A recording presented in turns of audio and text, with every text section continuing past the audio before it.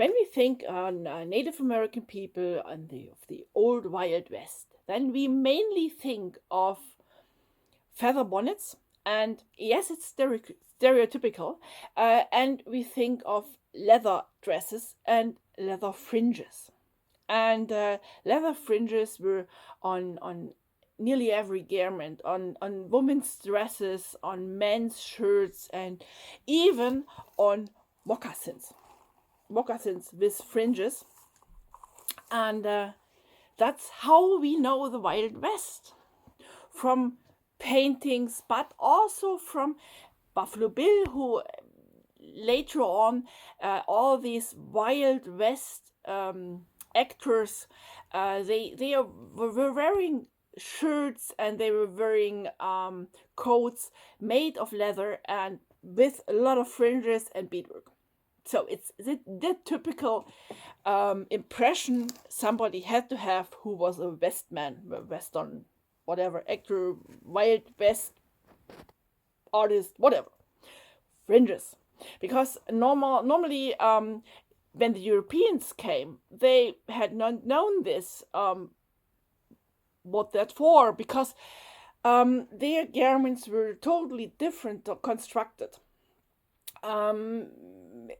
You have to say that when you see all these fringes on, for example, men's shirts, warshirts, then you have to add a lot of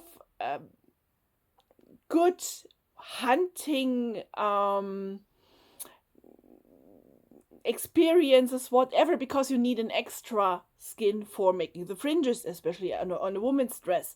It's even today, it's one skin of leather, one deer more you have to hunt to make the fringes on the dress. Not just the dress, but also the fringes for the dress.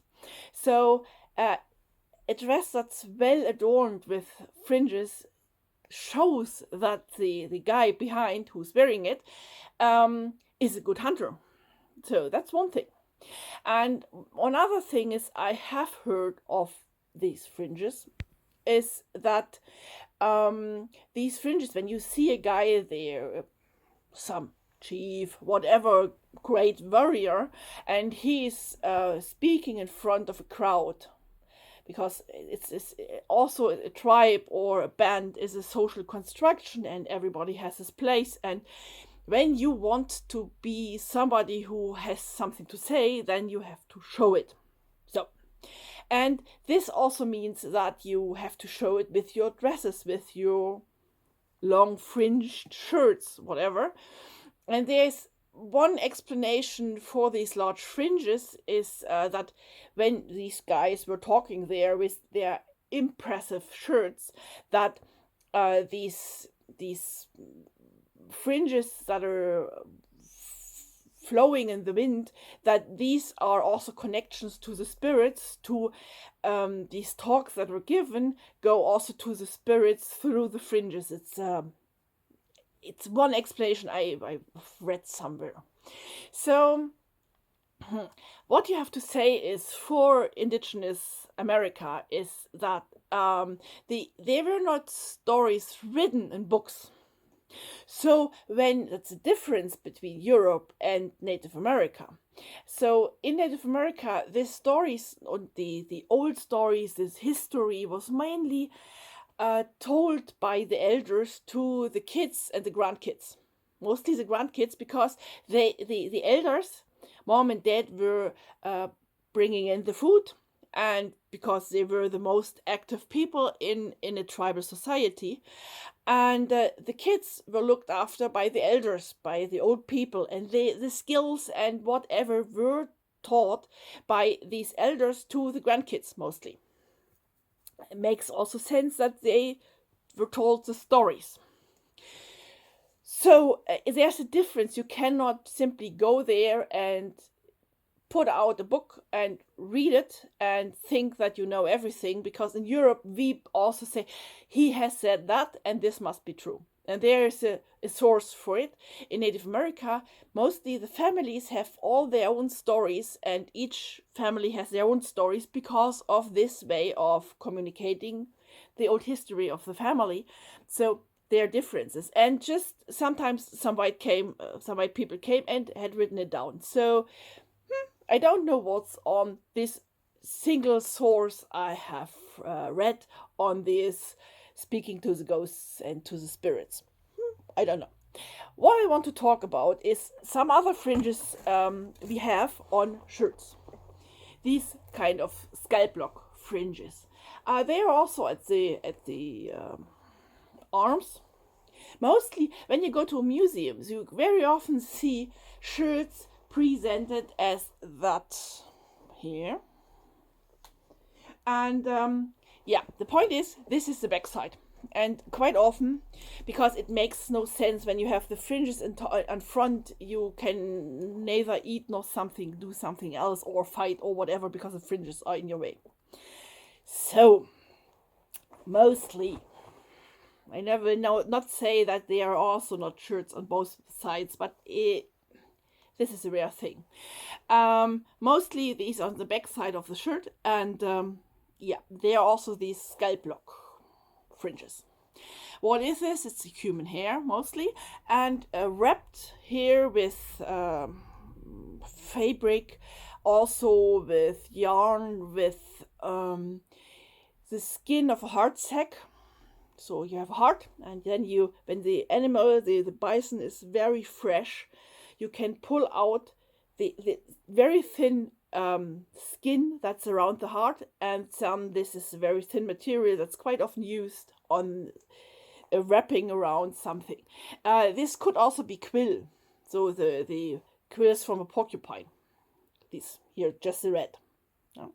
So, yeah. These warshirts are not for normal wear. They were worn in war. That's why they are called warshirts. And they're quite often also worn on special occasions.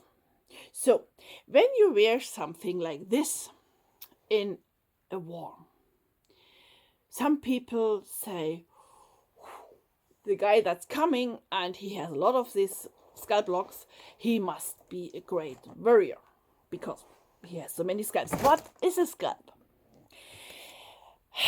So, some people say this was invented with the whites, but other people say nope, it was there before the white people came in the eastern woodlands. The point is that it massively exploded because of white people coming, because the point was you had in North America, you had a battle between the English and the French, and also tribes from the other side, so a lot of the French and the English, they were associated with special tribes, and these tribes were fighting each other. So with a small army, the Europeans, they did not want to have a war in Europe back then. They simply went over to America and had their struggles there. So it's I don't want to say more cost effective, but okay, it's about colonies and so. And the thing was, how when you have the other tribe, the enemy tribe, how do you want to pay the native guy from, I don't know, the Iroquois to, I don't know, the Ojibwa or whatever? How do you want to pay this guy when he says he has killed 3 of the enemies, of the enemy tribe? So in old Japan, they simply, from the samurai, they took a whole head and went to the king or whatever and had shown the whole head. But in North America, when you have no horses, especially in the eastern woodland, and mainly everything is done by foot, so it's a little bit difficult. But human people have here, it's a turning around point from the hairs, and this is a very singular thing. You just have one here. So the people did not use hats and went with the hat and said, hey, yeah, I killed 5 enemies, that would be way too heavy. But they just cut out the skin here in this place where this turning around of the hairs is. So, and because this was an important part of the warrior, they also just braided it very often, and very often they also used an adornment at this point of the head. This is one from the plains, or it's a reproduction of one of the plains of that hairlock. And they were just simply added here and worn in battles, whatever, and as decoration. So, yeah, yeah. So, yeah, yeah. So, one thing is this cut off and used for this warshirt, as here, to see these other guys, these enemies are coming, and they have a lot of scalplocks on their shirts. Means that's a guy who is a good warrior. Could mean. Then there is another explanation for it. Some people say that these hairlocks, because you don't see any skin here where these are bundled, because it would make sense when you cut off a scalp, then you see the skin that's on top where everything is and the hair is on. You won't see that on original shirts. So another explanation is that these hairlocks are not from enemies, but from family. Such a warrior, there's just a small group of people, a band, and it's not a large tribe that's normally moving from one place to another, but they are mostly family bands of just a few tens, because you cannot just feed a huge crowd of people normally. Just in the summer months, when all the meat and whatever was dried, so the people could simply come together because they had their food on place before, and they had not to go hunt on this occasion. So there's just a small band, a small family, and as I said, it's just a minority of the people were men in a possible fighting age. So to go out for a raid, for example. So when you have your hair from your family members going with you, and as a kind of a good luck charm or a protection charm, that they are helping you, their spirits, because a lot of native people say that the hair is a keeper of the soul. So your family members are going with you to protect you. And this also makes sense because a lot of people were using shields or whatever with painted ornaments on it, and even items from birds and from protection animals they were using on their warrior adornment, simply to protect them and to give them their power, like the ermine and so on. And they were trying to give their power to the warrior. And so it makes sense that these shirts could also have the hair of a family member that is going with you to war while protecting the homestead and the tents. So this is also an explanation of this kind of fringes on dresses. So yeah, maybe it was a bit interesting. Maybe if you have heard other things, so please comment them here.